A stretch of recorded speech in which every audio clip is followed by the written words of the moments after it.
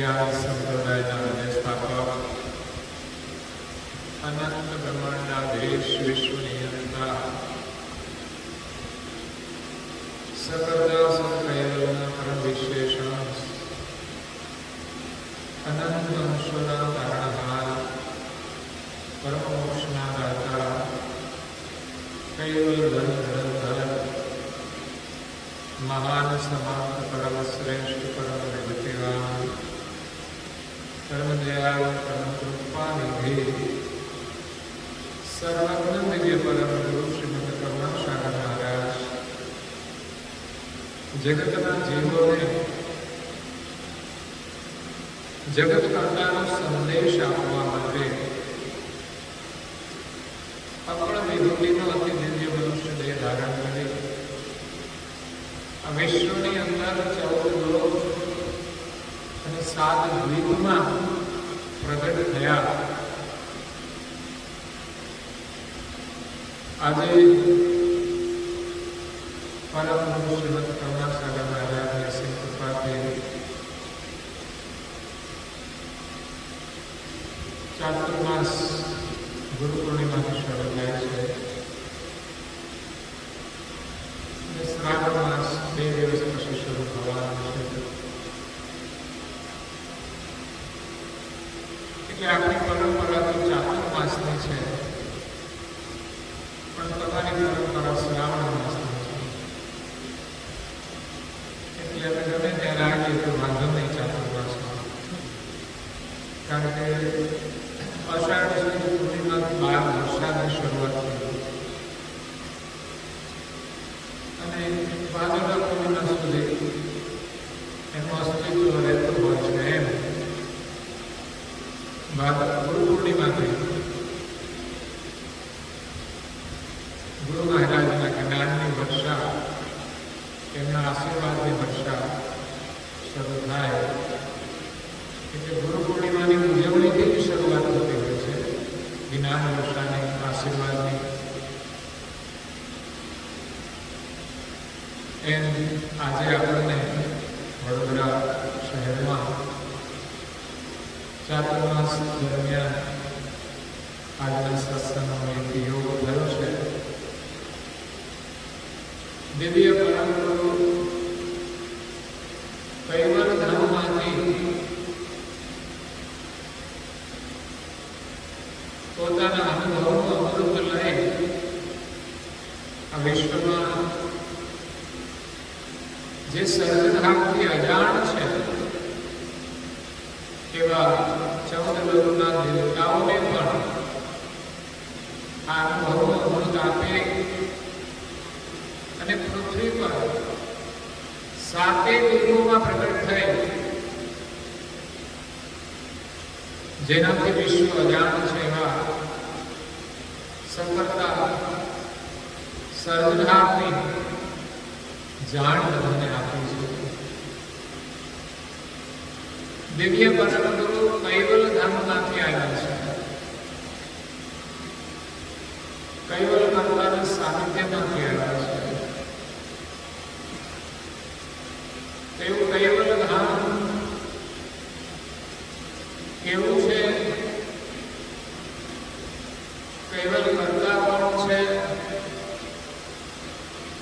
એમનું અહીંયા અદભુત વર્ણન કર્યું છે. જે જ્ઞાનનું આપણે શ્રવણ કરીએ, મનન કરીએ અને નિધિધ્યાસન કરીએ તો એ કૈવલ ધામની જ્યાંથી આપણે જ્યાં બેઠા હોઈએ ત્યાં થાય છે.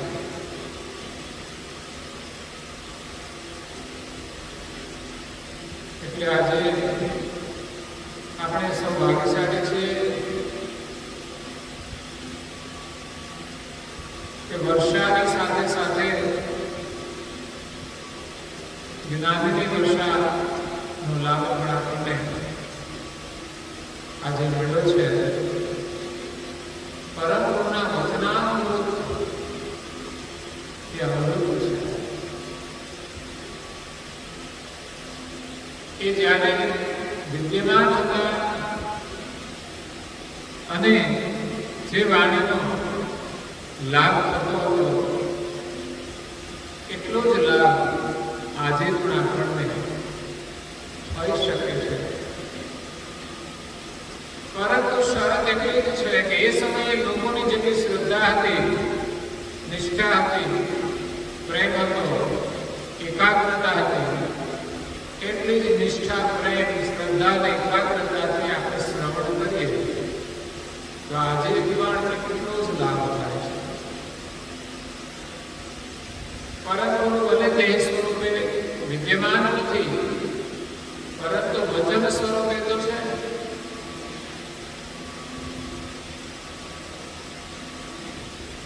એટલે પરમ ગુરુના વચનમાં શ્રદ્ધા થવી મહત્વની છે. એના વચનમાં પ્રીતિ થવી મહત્વની છે. સંસારની વાતોમાં જેટલી પ્રીતિ હોય છે એટલી પ્રીતિ જો પરમ ગુરુના વચનમાં થઈ જાય તો ચોક્કસ આપણું કલ્યાણ થઈ જાય.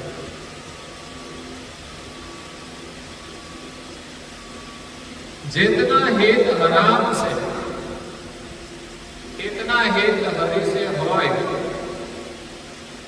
कबीर कहे ता दास को पल्ला न पकड़ो. तो संसार प्रत्येक જેટલો પ્રેમ હોય છે એટલો જ પ્રેમ જો ગુરુ મહારાજ ને એમના વચનો પ્રત્યે થઈ જાય તો કે સંસારમાં રોકી શકતો કોઈ પકડી શકે નથી.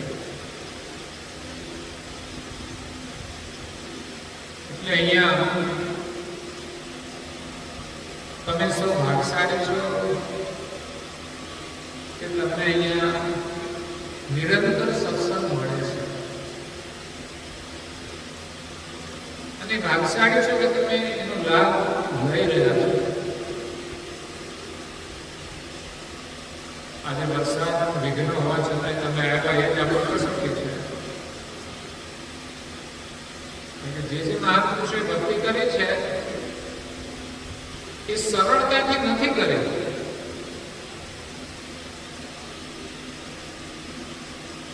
એના જીવનમાં સામાન્ય વિઘ્નો નથી આવ્યા, મોટા મોટા પહાડ જેવા વિઘ્નો આવ્યા છે. પણ જ્યારે આપણી નિષ્ઠા હોય, શ્રદ્ધા દ્રઢ હોય તો આપણને કોઈ રોકી શકતું નથી. વચન પાળવા માટે ગમે તેવી મુશ્કેલી હોય તો પણ આપણે શ્રદ્ધાથી વચન પાળવાનું છે. અચરજતાનો નિયમ હતો પરમના દર્શન કરવાના. તો એમાં કોઈ સ્વતંત્ર હતા નિયમ પાળવા માટે, પણ છતાંય ન ધાર્યા અપરાધ આવી જાય. સમાજના લોકો એને જેલમાં પૂરી દીધા, જેલમાં રૂમમાં પૂરી દીધા. અને આમ તો જેલ જ કહેવાય, કાળ મારી દીધું હતું. છતાં પણ એની નિષ્ઠા હતી, એની કોઈ ભય નહોતો. એનું કાર્ય સિદ્ધ થઈ ગયું છે. એમ આપણા માટે વરસાદનું વિઘ્ન છે, પણ બીજી બાજુ પરમના વચનોમાં પ્રીતિ છે. તો તમે પહોંચી ગયા. વચન પાળવા માટે સતી તોરલ એમણે એક શેઠને વચન આપેલું, સદેવ શેઠ. વચન આપી અને સીધું લાવ્યું. સંતો એમના ઘરે પધાર્યા, એને જમાડવા માટે કશું નહોતું. પોતાનો દેહ વેચીને વચન આપીને સીધું લાવ્યું, સંતોને જમાડ્યા. પણ વચન પાળવાનું છે, જવાનું છે, પણ વરસાદ વરસે છે. ત્યાં એવું જ વિઘ્ન, પાણી છે, કીચડ પણ હોય. ત્યારે પછી આવા ડામર રોડ હતા, તો જે જેસલ બારવટી હતો એ સતી તોરલના સંગથી જેમ લોખંડ માણસના સ્પર્શથી સોનું થઈ જાય, એ માર્ગ છોડીને સજ્જન થઈ ગયો, ભક્ત બની ગયો, એમનો શિષ્ય બની ગયો. ત્યારે એમણે કેવી રીતે સંતોને જમાડ્યા એ પણ એમણે જોયું. ત્યારે વચન પાડવા માટે સતી તોરલને પોતાના ખભા પર બેસાડી કે સદેવ શેઠના ઘર સુધી લઈ જાય છે. શેઠે પૂછ્યું કે તમે કેવી રીતે આ વરસાદમાં આવ્યા? જેસલ મૂકવા આવ્યા. તો જેસલનું નામ તો બધા થર કાપવામાં શું કહેવાય, આશ્ચર્યની વાત છે. એવી ભયંકર વ્યક્તિ એક સ્ત્રીને આધીન થઈ જાય. લોકો સ્ત્રી રૂપે જોતા હોય, પણ હકીકતમાં તો એક દેવ છે. અને જ્યારે એને દૈવત્વ દેખાય ત્યારે એની શરણાગતિ સ્વીકારે છે. અને આમ તો ભક્તિની શરણાગતિ છે, કોઈ સ્ત્રીની શરણાગતિ નથી. ભક્તિની શરણાગતિ તો દરેકે સ્વીકારવી પડે, ત્યાં કોઈ અહંકાર ચાલે નહીં. એટલે એ જ અનુભવ ધીર શેઠને પણ થયો, જે શરીર સુખ માટે વચન આપ્યું હતું, પણ એની અંદર એને તો દેવીનું રૂપ દેખાય છે. ત્યારે એ પણ એને શરણાગતિ સ્વીકારે છે. એવાનો આશય કે જીવનમાં વિઘ્નો આવશે, પણ આપણા મનને આપણે મજબૂત કરી અને કામ કરવું પડશે. સંસારમાં કેટલી મુશ્કેલીઓ છે, મહેંગાઈ છે, પરિસ્થિતિ છે, પણ દરેક વ્યક્તિ પોતાની પરિસ્થિતિ પ્રમાણે મનોબળ રાખીને સંઘર્ષ કરે છે. મોટા ને મોટા સંઘર્ષ આવે, નાના ને નાના. તો અહીંયા આપણે શરૂઆત કરીએ છીએ અગાધ ગ્રંથની. આમ તો ક્યાંથી શરૂ કરવો એ વિચાર નથી કરવો પડતો હોય છે, કારણ કે એક બે દિવસ હોય એટલે ખરેખર તો સળંગ મહિનો કથા સત્સંગ નિરંતર ચલાવવું જોઈએ. તમારે તો ચાલવાનું છે અને ચાલે છે. અત્યારે ચાતુર્માસની અંદર વિશેષ આપણી પરંપરા છે સંસ્કૃતિની, કે સાધુ સંતો આ વરસાદની અંદર વિચરણ ન કરે તો કોઈ પણ નિશ્ચિત જગ્યાએ સ્થિર થાય અને સત્સંગનો લાભ આપે. જૈન પરંપરામાં પણ સાધુ સંતો અત્યારે ચાલનાર માસની અંદર વિચરણ નથી કરતા, બસ એક જગ્યાએ સ્થિર થઈ જાય. એમાં જે સંત પ્રવક્તા હોય એ કથા સત્સંગ કરતા હોય. આપણી પરંપરા પણ એવી જ છે. એક જગ્યાએ સ્થિત થઈ અને સત્સંગનું આયોજન કરવું જોઈએ, જ્યાં જિજ્ઞાસુ સત્સંગી હોય. એટલે આપણને નિરંતર સત્સંગનો લાભ મળે. અહીંયા આપણે અગાધ ગ્રંથના 38માં અંગને શ્રવણ કરીએ છીએ કે કૈવલ પદ કરુણામય કરતા ધરત ધ્યાન ધરત અગણિત અવધરત. કૈવલ પદ કરુણામય કરતા. આ જગતના જે કરતા છે એ કૈવલ પદની અંદર બિરાજમાન કરુણામય છે.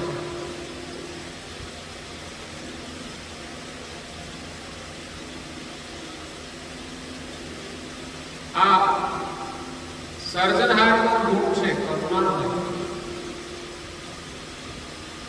એક વિશેષણ પરમ ગુરુએ કરુણેશ પણ આપ્યું છે.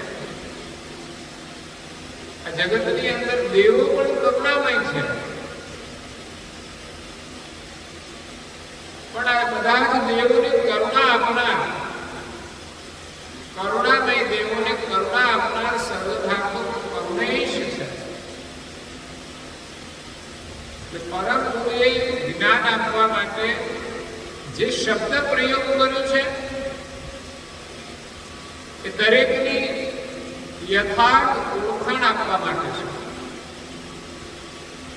એવું નહીં કે કર્તાનો દરજ્જો બધાને આપી દઈએ. જ્યારે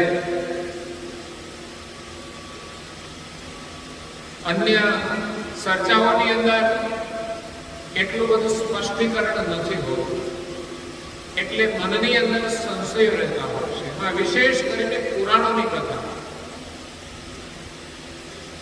જેમાં આપણા મનની અંદર અનેક સંશયો રહેતા હોય છે, યા તો નવા ઉભા થતા હોય છે. કારણ કે એકનું એક સંબોધન બધાને કરી આપવામાં આવે તો એનો ન્યાય નથી આપવાનો, નિર્ણય નથી થતો. ખરેખર આ જગતને કરતા કોણ અને ભજન કોણ કરવું? કારણ કે એ પ્રશ્ન પુરાણની રચના કરનાર સ્વયં વ્યાસ મુનિને પણ થયો. એને પણ સમસ્યા ઉભી થઈ કે 18 પુરાણ થયા પણ ભજન કોણ કરવાનું? પરમ ગુરુએ જે વચનો નો ઉપયોગ કર્યો છે, સંબોધન કર્યું છે, એ યથાર્થ શબ્દો છે. કૈવલ પદ કરુણામય કરતા, કૈવલ પદના નિવાસી. એ પદ પણ કરુણામય છે, ત્યાં બિરાજમાન કરતા એ કરુણામય છે. કૈવલ ધામ તો એક સ્થાન છે.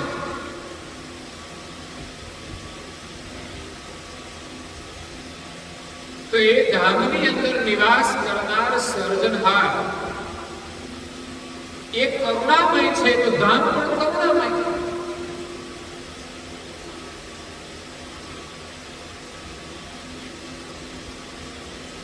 એ ધામ ના જે ધામી છે એ જો શીતળ હોય તો ધામ પણ શીતળ હોય.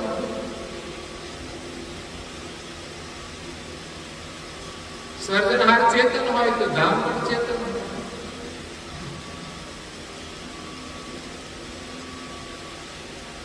એટલે અહીંયા કરુણામય સંબોધન આગળ કૈવલ પદ છે, પાછળ કર્તા છે.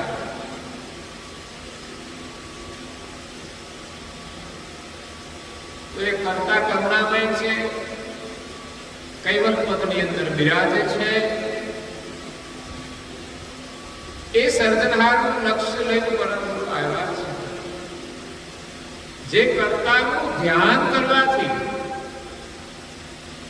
કર્તાનું જ્ઞાન જ ન હોય તો કેવી રીતે ધ્યાન કરે? પરમ ગુરુએ આપણને કર્તાનું જ્ઞાન આપ્યું છે.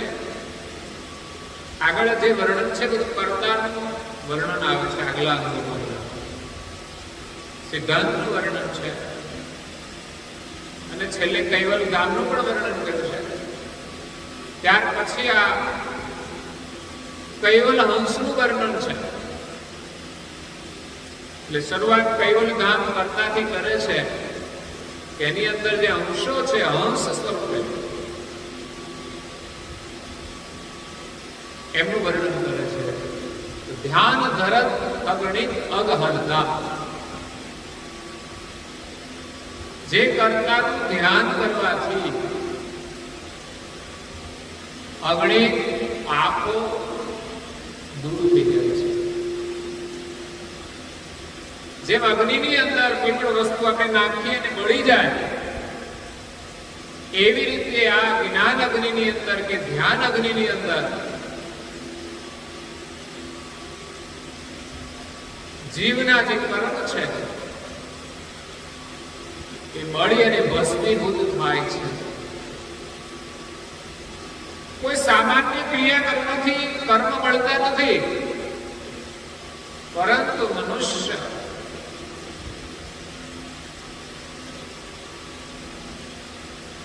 જો શુદ્ધ અહંગ ભાવથી ભજન કરે તો અવશ્ય એના કર્મ મળે છે. કારણ કે પાપનો જે સંગ્રહ છે વૃત્તિમાં રહેલો છે. પાપ એ મળ છે. માણસ જે કર્મ કરે એમાં જે પાપ છે એનો મળ એ વૃત્તિમાં જમાવ થયેલો હોય છે. જેમ આપણે મેલ જામી જતો હોય ને, જામી જાય બહુ સમય થાય, એમ આપણે કરેલા પાપનો મળ મેલ એ આપણી વૃત્તિમાં જમાવ થાય છે.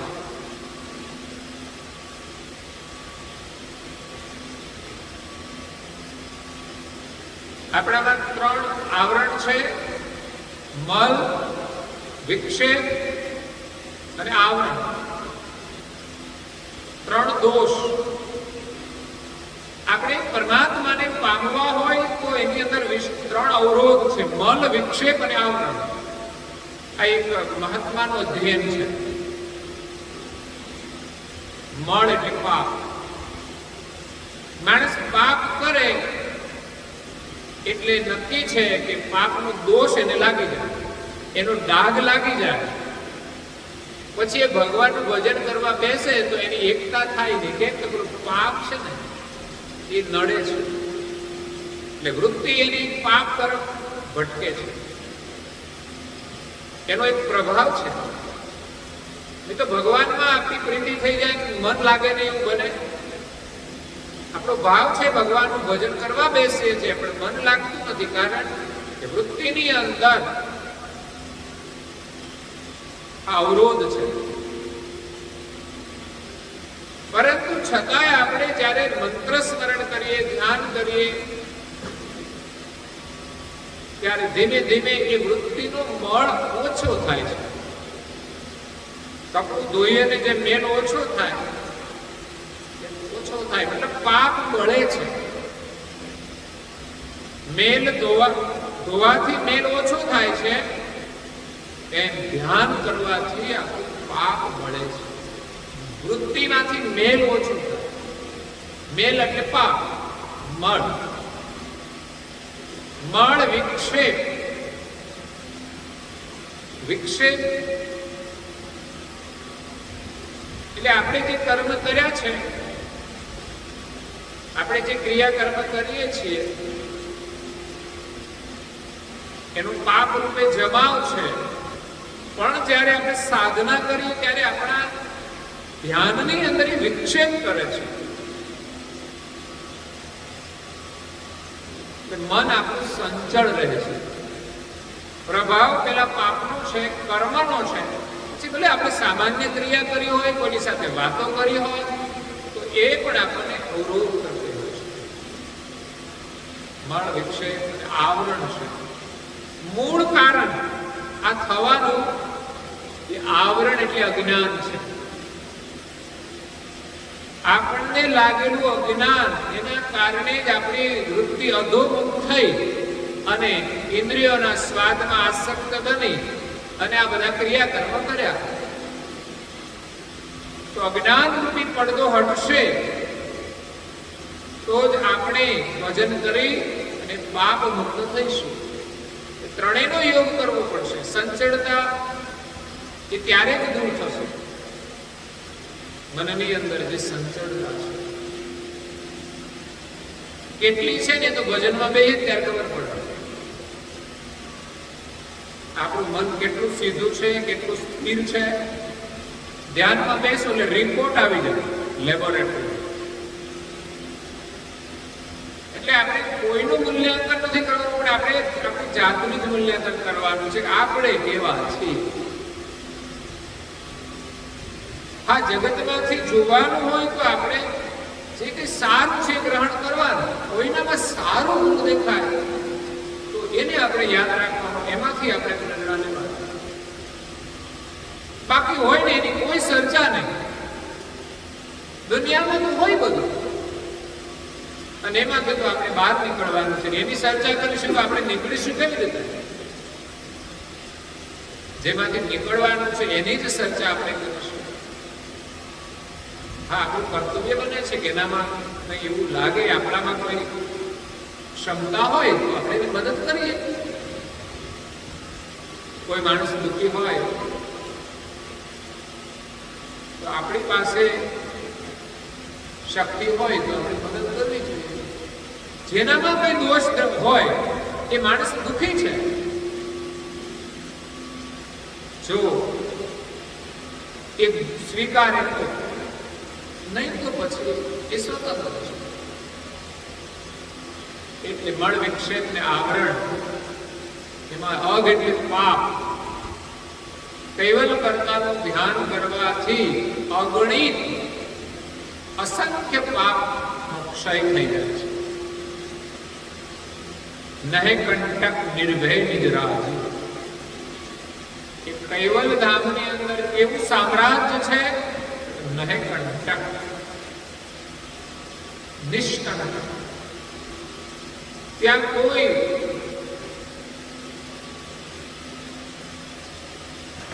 કર્મ નથી, ત્યાં કોઈ દુઃખ નથી. નહે કંટક, કર્મ રહિત થઈ જાય છે. ત્યાં કોઈ કંટક નો મતલબ કાંટા, ત્યાં કોઈ કાંટા નથી. નિર્ભય નિજ રાજ. ત્યાં પોતાનું નિર્ભય રાજ છે. અહીંયા આપણું રાજ નથી. આ શરીરમાં આપણે રહીએ છીએ પણ આપણું સામ્રાજ્ય નથી, આપણું હાલતું જ નથી. સમજ્યા? જેમ ઘરમાં પુરુષોનું ના હાલે ને એમ આ કાયા એ નારી રૂપે માનવામાં આવે છે, અને અંશ છે નર રૂપે, એક સંબંધની દ્રષ્ટિએ, વ્યવહારની દ્રષ્ટિએ. બાકી નર અંશ નર કે નારી છે, ન શરીર નર કે નારી છે.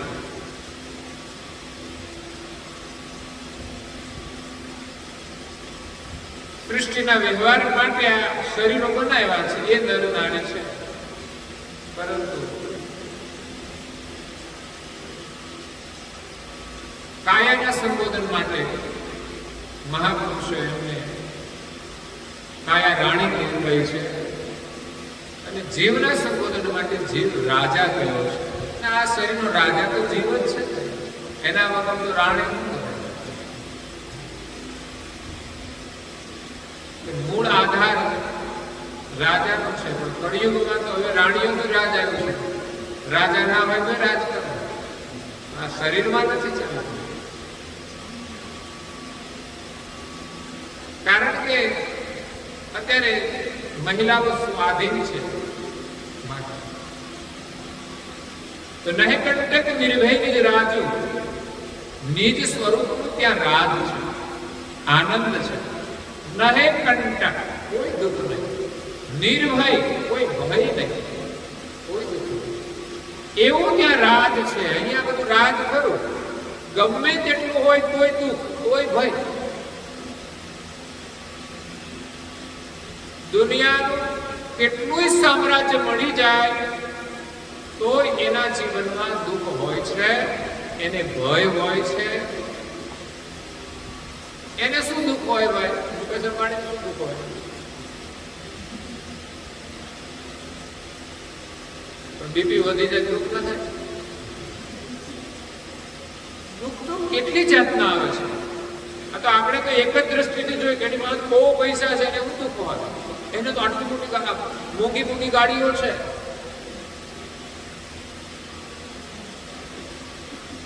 એ બધી એક વ્યવસ્થાના રૂપમાં છે. 5 લાખની ગાડી હોય કે 50 લાખની, એનાથી પણ વ્યક્તિને કોઈ ફરક નથી પડતો. દુનિયામાં એક પ્રભાવ હોય છે, પરંતુ વ્યક્તિના સુખનો સંબંધ માત્ર જ દુનિયાના સાધનો સાથે નથી. જો માણસને પોતાનું સુખ મળે ને તો દુનિયાના કોઈ સાધનની એને જરૂર જ નથી. ઇવન એવા સંન્યાસી લોકો છે કે જેને કપડાની જરૂર નથી અને અન્નની પણ જરૂર નથી. એ ફલાહારથી કે અલ્પાહારથી જીવન જીવે છે. આજે કેટલાય ત્યાગી સંતો છે.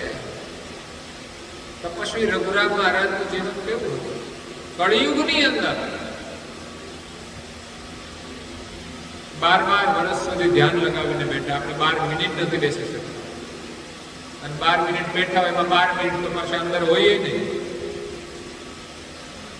12 મિનિટમાં 12 મંત્રના જાપ થાય. એટલે ત્યાં આત્માનું અંશનું સામ્રાજ્ય છે. કૈવલ કર્તાના સાનિધ્યમાં સ્વનું રાજ છે. કહા મહાજન મહાદ પુરુષ સમાજો. એ કૈવલ ધામની અંદર જે કૈવલ કરતા બિરાજે છે, જેનું ધ્યાન કરવાથી અમૃત પાપનો નાશ થાય છે, ત્યાં નિષ્કંટક અને નિર્ભય રાજ છે. ત્યાં મહાજન મહાદ પુરુષ સમાજો. ત્યાં કેવો સમાજ છે? મહાદ પુરુષનો સમાજ છે. મહાજન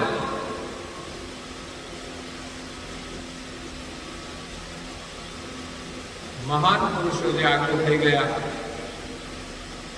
સમાજમાં મોટા ગણાતા હોય ને એવા લોકોને મહાજન કહેવામાં આવે. મહાજન મહાજન ગતો મહાપુરુષો જે માર્ગે ગયા છે એ માર્ગે આપણે ચાલવાનું છે. મહાપુરુષે જે માર્ગ બતાવ્યો છે એ માર્ગે આપણે ચાલવાનું છે. મહાન પુરુષ, મહાનનો અર્થ વિશાળ ને વ્યાપક થાય છે. કૈવલ કરતાની જાણ કેવી છે કે મહાદ સજાણ જાણ. અંશની અલ્પ જાણ એ મહાદ નથી. એટલે એવી મહાન જેની ગતિ પ્રાપ્ત થઈ છે મહાદ પુરુષો છે. કઈ મહાપુરુષો પહેલા પણ થઈ ગયા, એમની પણ વ્યાપક ગતિ થઈ હતી. બ્રહ્મની સમજ હતી, બ્રહ્મનો લક્ષ્ય હતો. બ્રહ્મ સિદ્ધાંત પ્રમાણે એમની સાધના કરી અને બ્રહ્મ સાથે એકતા કરી, તો એમની દ્રષ્ટિ પણ વ્યાપક થઈ ગઈ. મહાન પુરુષ છે. પણ અહીંયા જે કૈવલ ધામ છે એની અંદર બિરાજમાન જે સમાજ છે, મહાજન અને મહાન પુરુષોનો સમાજ છે. જગતની અંદર જે મહાન કાર્ય કરે એને એ સમાજની અંદર સદસ્યતા પ્રાપ્ત થાય. કારણ કે સિટીઝનશીપ ગમે તેને એમ જ મળતી નથી. એનું પ્રમાણપત્ર હોય ત્યારે મળે છે, લાયકાત હોય ત્યારે મળે છે. કોઈ પણ ક્ષેત્રની અંદર પ્રમાણપત્ર ક્યારે મળે? એને લાયકાત હોય ત્યારે. પછી ગોલ્ડ મેડલ આપે છે એ ક્યારે મળે? અત્યારે આખા વિશ્વના ખેલાડીઓને છે સુવર્ણ પદક ને ગોલ્ડ મેડલ ને લેવા માટે એટલી મહા મહેનત કરે. અને ત્યાં તો જે એની સાથે સંઘર્ષ કરવાના માટે એ પાવરફુલ બધા હોય. એમાં જ્યારે સફળતા મળે ત્યારે એની વસ્તુ મળે. એમ સાધનાની પરાકાષ્ઠા. કોઈ પણ આવરણ આવે તો પણ રોકાય નહીં. કારણ કે મન છે ને બહુ જ આપણું નબળું હોય છે. એ જલ્દી આપણને છોડાવી દે. આ સંસારનું કાર્ય કરવું હોય તો ગમે તે પરિસ્થિતિ કરે.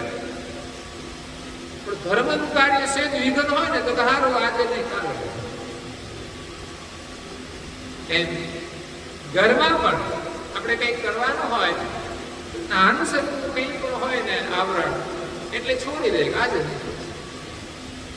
સંસારના વ્યવહારને એટલું સત્યમાં આપ્યો છે. અને જેણે જેણે ભક્તિ કરીને મહાન પુરુષો થયા ને એમણે જે વસ્તુને સત્ય માની એને જ મહત્વ આપ્યું છે. એના આગળ બીજી બધું વસ્તુ ગૌણ. એટલે જે આ જગતની અંદર મહાન થાય છે એ બધા જ મહાન પુરુષો ત્યાં એ સમાજ એક ભેગો થાય છે. દેવી ધામ હોય તો દેવી ધામમાં ભેગા થાય, કૈવલ ધામના અધિકારી હોય તો કૈવલ ધામમાં ભેગા થાય. રઘુરામ મહારાજે સાધના કરી, તપશ્ચર્યા કરી, તો આજે એના સંબોધનમાં મહાન તપસ્વી રઘુરામ મહારાજ સંપૂર્ણ યથાર્થ સંબોધન છે. મહાન યોગી હતા, તપસ્વી હતા. નહીં તો તપસ્વી રઘુરામ મહારાજ પણ હતા, પણ એ મહાન વિભૂતિ હતી. આટલી મોટી સિદ્ધિ પ્રાપ્ત કરવા છતાંય રજ ભાર અહંકાર નથી. ન પોતાની કીર્તિ માટે કામ કર્યું છે. નહીં તો સાહેબ 12 વર્ષ સુધી એક આસન લગાવીને બેસે એ કઈ સામાન્ય કાર્ય છે? અને અત્યારે તો વધારે સાધના ઓછી અને કીર્તિ વધારે મેળવવાનો મોહ છે. સમાજમાં નામ મોટું થઈ જાય. પણ જેની પાસે મહાનતા હતી છતાં પણ દુનિયાને એમણે દેખાડી નથી. કારણ કે મહાનતા તો અજર અમર હોય છે. એ ના દેખાડે ને તોય એને દેખાડવી નથી પડતી અને એ છુપાતી નથી. સૂર્ય ઉગે ને કોઈ એવું ના પડે કે સૂર્ય ઉગ્યો છે. એનું અસ્તિત્વ અખંડ હોય છે. જ્યારે જે દેખાવ કરે છે એનું અસ્તિત્વ એમની હયાતી સુધી રહે તોય સારું કહેવાય. તો હયાતી સુધી પણ એને સાથ નથી આપી શકે. કીર્તિ ફેલાવી હોય ક્યાંક કીર્તિમાં કલંક પણ લાગી જાય છે. જ્યારે આવા મહાન પુરુષો હોય, ન એને કીર્તિની ચાહના છે, ન એના જીવનમાં કીર્તિ પર કોઈ કલંક છે. એટલે આ મહાન પુરુષોનો સમાજ કૈવલ ધામની અંદર ત્યાં સમૂહમાં મળતા હોય છે.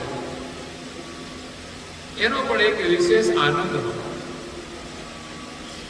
મહાન પુરુષને પોતાની મહાનતાનો તો આનંદ હોય. ચાલો કૈવલ કરતાનું ભજન કર્યું, ધ્યાન કર્યું, પાપ મુક્ત થઈ અને કૈવલ ધામમાં ગયા, આનંદ. પણ એકલા આનંદ નહીં, ત્યાં તો મહાન પુરુષોનો એક સમાજ છે. તો સમાજની સાથે રહેવાનો પણ આનંદ હોય છે. સારા લોકોની સાથે મળવાનો અને રહેવાનો એક આનંદ હોય છે. ત્યાં કોઈ દુષ્ટ નથી હોતું. જ્યારે સંસારમાં તો બધું ભેગું છે.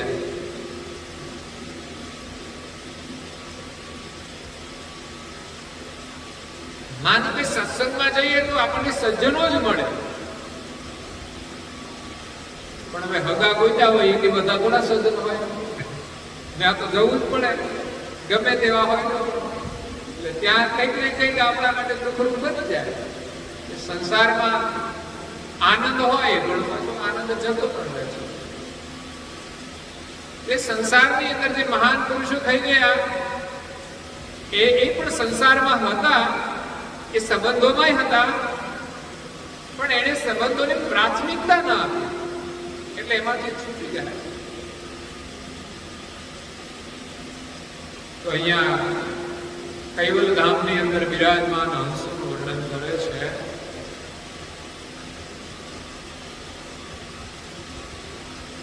એક ચોપાઈ લઈએ થોડું.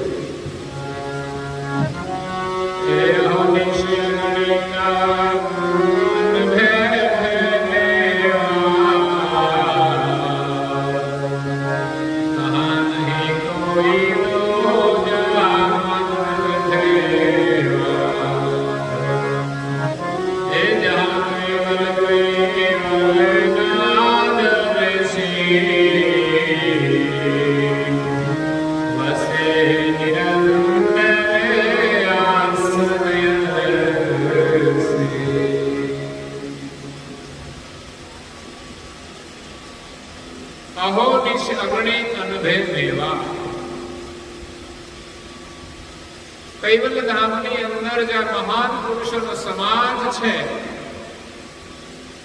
ત્યાં અહર્નિશ અગણી અનભે મેવા. અહીંયા મેવા છે પણ ખાધા પછી તબિયત બગડી જાય, સમજ્યા? બહુ ખવાય નહીં. અને ત્યાં તો અનભે મેવા,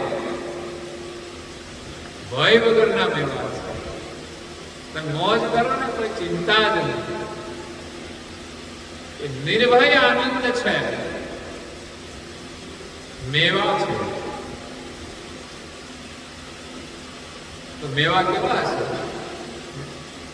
અહીંયા તો મેવા આપણે સૂકા મેવા કહીએ, પણ ત્યાં તો કોઈ પદાર્થ તો છે નહીં. પદાર્થ વિનાના મેવા છે. देश हमारा वंका संतो देश हमारा वंका, ज्ञान नहीं काल जाल की शंका, संतो देश हमारा वंका. જ્યાં કાળ જાળની કોઈ શંકા નથી એવું મારો દેશ પ્રાપ્ત કરવો વિકટ છે, કઠિન છે અને વાંકો છે. અહીંના કરતા વાંકો છે. અહીંના લોકોને વાંકો લાગે છે.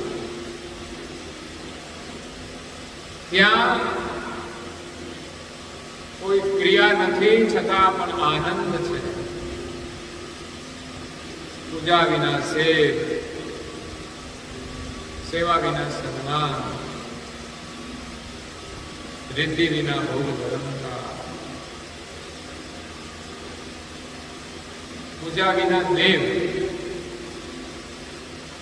સેવા વિના સન્માન, રિદ્ધિ વિના ભોગ ધર્મતા, ચાર અંતસ્કરણ વિના ચિંતવન, લખીન શકત પાવન કા સંતો દેશ હમારા.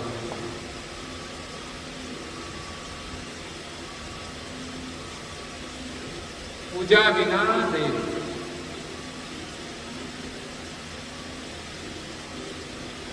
મતલબ દેવ વગરની પૂજા છે, કોઈ દેવ નથી.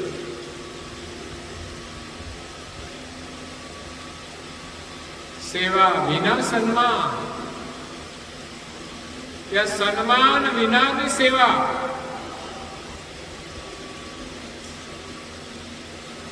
રિદ્ધિ વિના ભોગ ધર્મ, કોઈ રિદ્ધિ સિદ્ધિ નથી, સમૃદ્ધિ નથી, છતાં પણ ત્યાં ભોગ ધરાવવામાં આવે છે. અલૌકિક ભોગ છે.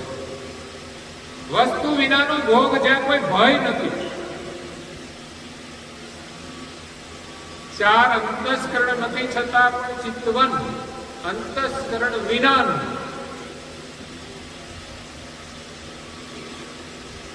જે 52 અક્ષરોથી લખી શકાતું નથી. 52 અક્ષર તો છે જ નહીં, પણ 52 અક્ષરોથી આપણે ચિંતવન કરીએ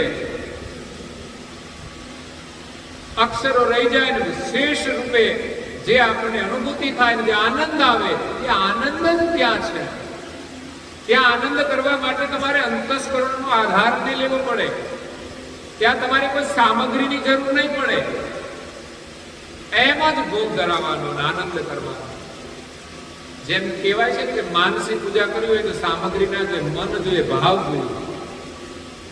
એમ ત્યાં તો અનુભવ વ્યવહાર છે, સ્વરૂપનો અનુભવ અને કર્તાનું સાનિધ્ય.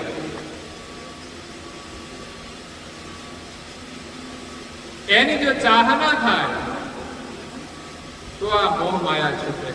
એમ લાગે કે આ જિંદગીમાં બહુ જ આપણે કર્યા, સંસારનું દુઃખ સુખ તો કેટલી વાર મળ્યું અને છોડ્યું, પણ હવે એકવાર આપણે આ અખંડ મેવા તો પ્રાપ્ત કરીએ. અને મેવા એ છે કે જે સેવા છે ને એ જ મેવા છે. એટલે તો કહેવામાં આવ્યું ને, મેવા મળે કે ના મળે,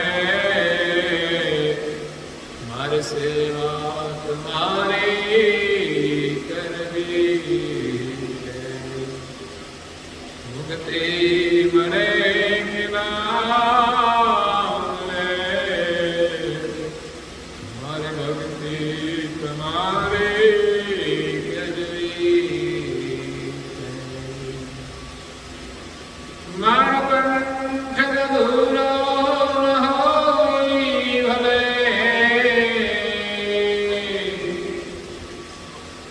એ મારો સુર બેસુર હોય ભલે, હે શબ્દો મળે કે ના મળે, મારે પ્રાર્થના તમારી કરવી છે. હે મુક્તિ મળે કે ના મળે, મારે ભક્તિ તમારી કરવી. આ તો મેવાની વાત છે. સેવાથી મોટા દુનિયામાં કોઈ મેવા નથી. જેણે થોડો પણ સેવાનો સ્વાદ ચાખ્યો એ જીવનમાં કોઈ દિવસ સેવા છોડશે નહીં. અને જેણે સેવા કરી છે ને એને જ આ પરમ પદના મેવા મળે છે. અહીંયા સેવા કરી છે એને જ પણ એનું થોડું ઘણું સુખ મળે છે. સેવાની પણ પરાકાષ્ઠા હોય છે. નાની સેવાથી શરૂઆત થાય, પણ આપણને એમ ના થઈ જવું જોઈએ કે આપણે બહુ સેવા કરી છે. સેવા તો બહુ કઠિન પણ આવે છે. એ સમયે પણ આપણે પાછા ન હટીએ ત્યારે આપણને પરમ પદના મેવા મળે છે. અને સેવા કોઈ બદલાની ભાવનાથી ન કરવામાં આવે ત્યારે એને પરમ રસ મળે છે. હા, સેવાની કોઈ આશા હોય તો ફળ પણ મળે છે, એને સકામ સેવા કહેવાય. પણ જ્યારે નિષ્કામ સેવા કરવામાં આવે ત્યારે સંસારની કોઈ ચાહના નથી હોતી, ત્યારે એને આનંદ મળે છે. કૈવલ્યધામની અંદર જે મેવા છે નિષ્કામ મેવા છે. ત્યાં કોઈ ચાહના નથી, કોઈ આશા નથી, અને મેવા છે. ત્યાં કોઈ પદાર્થ વિનાના ભોગ ધરાવવામાં આવે તો એ જ મેવા મળે ને પાછા ખાવા ધરાવવાના એવા જ મેવા, અને પાછા ખાવા પણ એ જ મળે. ત્યાં શરીર નથી છતાંય એ બધા મેવા ગ્રહણ કરવાના છે. તો કંઈક મળે ને આપણે કરીએ એવું નહીં, ન હોય તો પણ આપણી ચાહના હોય. મારો કંઠ મધુરો ન હોય ભલે, મારો સુર બેસુરો હોય ભલે. ભલે આપણે ગાતા ના આવડે તો કઈ નહીં, મધુરતા ન હોય તો કઈ નહીં, ભલે બેસુરી વાણી મળે, ગાવામાં, રાગની અંદર કદાચ ભગવાનની પ્રાર્થના કરવા માટે આપણી પાસે કોઈ શબ્દોય ના હોય, ત્યારે અંતરના ભાવથી જે પ્રાર્થના નીકળે છે એ વાણીથી ઉપરની પ્રાર્થના હોય છે. અહીંયા તો આપણે કોઈ વાણીના શબ્દોનો આધાર લઈને પ્રાર્થના કરીએ છીએ, પણ ખરેખર જેમણે પ્રાર્થનાઓની રચના કરી છે ને, એના અંતરના અનુભવમાં જે પ્રાર્થના છે ને, ત્યાં શબ્દો નથી. શબ્દોની પર જઈને એની અનુભૂતિ છે એની પાસે, પણ દુનિયાને પ્રસાદના રૂપમાં એમને પ્રાર્થનાઓ આપી છે. નારણદાસજી મહારાજ શ્રી એમનો અનુભવ આપ્યો છે પ્રાર્થનાઓની અંદર, કે આપણને થોડો અહેસાસ થાય કે એના અંતરમાં પ્રાર્થનાનો ભાવ કેવો છે, પરમાત્માને પ્રાર્થના કરાય કેવી રીતે. થોડી પ્રાર્થના કરીએ, એમાંથી થોડો ભાવ મળે અને અનુભવ થાય, તો એ અનુભવના આધારે આપણે વધારે ભાવથી પ્રાર્થના. પ્રાર્થના માટે શબ્દોની જરૂર નથી હોતી. કોઈનો નાનો છોકરો મૃત્યુ પામે પછી રડે તો એના માટે કોઈ શબ્દો જોઈએ? એમ જ રડવા માંડે, પ્રાર્થના નીકળી જાય. હે ભગવાન, એ અંતરનો પોકાર છે. એટલે કૈવલ ધામની અંદર મેવા છે, તહા નહીં કોઈ દૂજા મત બેવા. અને મેવા તો એ છે કે ત્યાં કોઈ બીજો મત નથી. કારણ કે ઘરમાં ઘણું સારું બનાવ્યું હોય, પણ લડાઈ ઝઘડો થઈ જાય તો પછી મેવાનો અવાજ ના આવે.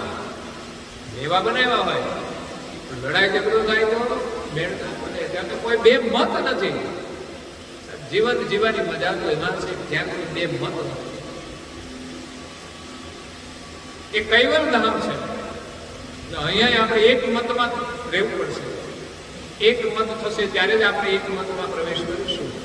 અહીંયા જ્યાં સુધી ક્યાંય પણ ક્ષેત્રમાં બે મત રહેશે, ત્યાં આપણે જવાશે. એક મત, એક જ સિદ્ધાંત. જહાં કૈવલ કૈવલના દર્શી. એક જ મત. કૈવલ છે અને કૈવલના દર્શી છે. ત્યાં અંશો વચ્ચે કોઈ મતભેદ નથી. કારણ કે ત્યાં એકાબીજાને કોઈનો વહીવટ જ નથી કરવાનો. માત્ર કૈવલ ને કૈવલના દર્શી, બસ આપણો સંબંધ માત્ર કૈવલ સાથે જ રહે છે. ત્યાં બીજાની ચર્ચાનો કોઈ પ્રશ્ન જ નથી. પરિવારની અંદર આનંદ કરવાનો હોય, સુખ હોય તો કેમ પરિવારના બધા એક થઈને રહે, એ જ આનંદ. જે મુખ્ય વડીલ હોય એનો આપણે આદર્શ સ્વીકારીએ, એમને આપણે આદર આપીએ અને કે એમ આપણે બધા કરવાનું. બસ એ પ્રકારનો વ્યવહાર. પણ બધા જ જો મુખ્ય યજમાન બની જાય ને મુશ્કેલ છે. ત્યાં એક કૈવલ છે અને બીજા કૈવલના દર્શી છે. એક જ કૈવલ તો એક જ મત હોય ને. અહીં 10 ભગવાન ઉભા કરો એટલે 10 મત ઉભા થયા. એ જુદા જુદા લોકો જુદા જુદા માનતા હોય, પણ એ ભેગા ના રહી શકે. ભજન તો એકને માનતા એનું જ કરે, કે બધા ને કે બધા ભગવાન.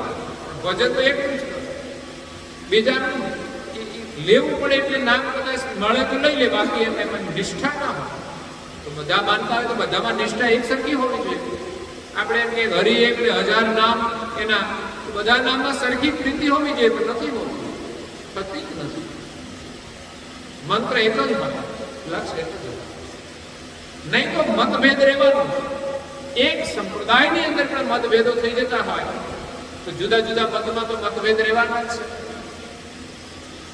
પણ એની અંદર પણ એ મતભેદ જ્યારે ટળશે ને ત્યારે જ એ મેવા પ્રાપ્ત થશે. અનભે મેવા. બે મત હોય ત્યાં કેવા મેવા મળે. જહાં કૈવલ કૈવલના દર્શી, વસે નિરંતર આસન અવસી. ત્યાં નિરંતર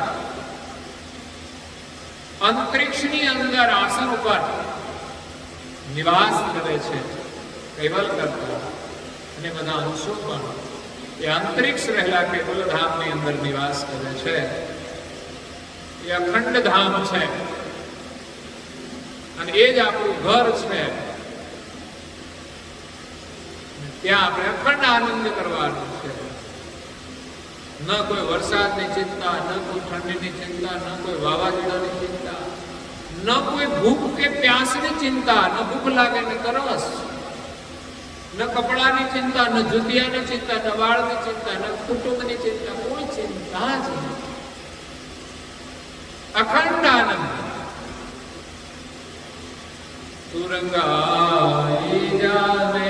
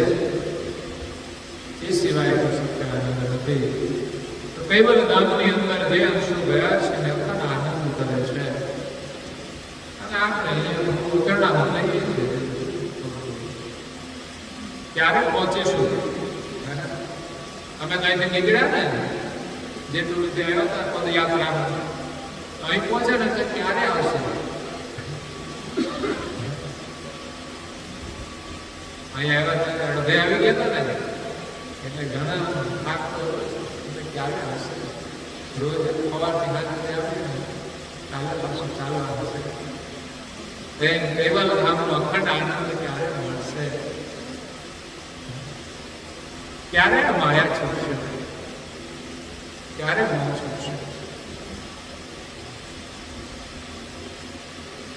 બસ પરાત્મને પ્રાર્થના કરીએ, એની શરણાગતિ સ્વીકારીએ, કાલાવાલા કરીશું, એમની કૃપા જેટલી મળશે ને એ પ્રમાણે આ મોહ માયામાંથી છુટકારો મળશે.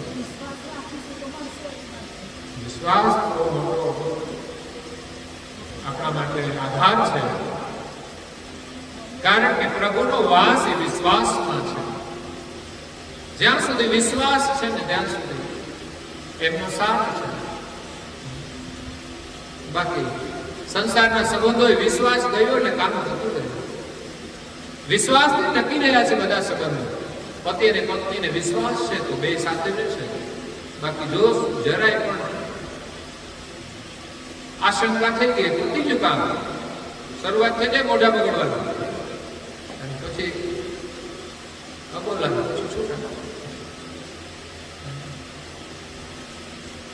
ભગવાન સાથે નાતો જોડવાનો બસ વિશ્વાસ, હર પરિસ્થિતિમાં વિશ્વાસ એ અમારી સાથે છે.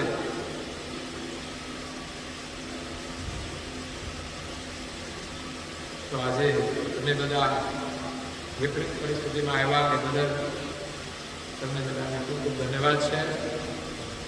મેં માત્ર આટલા લોકો સામે કથા નથી કરી, પણ આ કથા સાંભળે જેટલા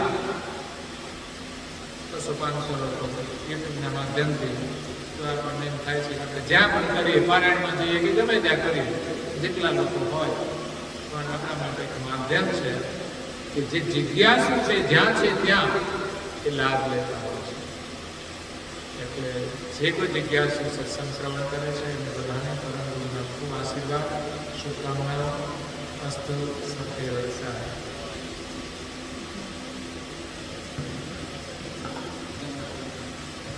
आद्य सकल स्वराज कमलेश केवल करता की जय.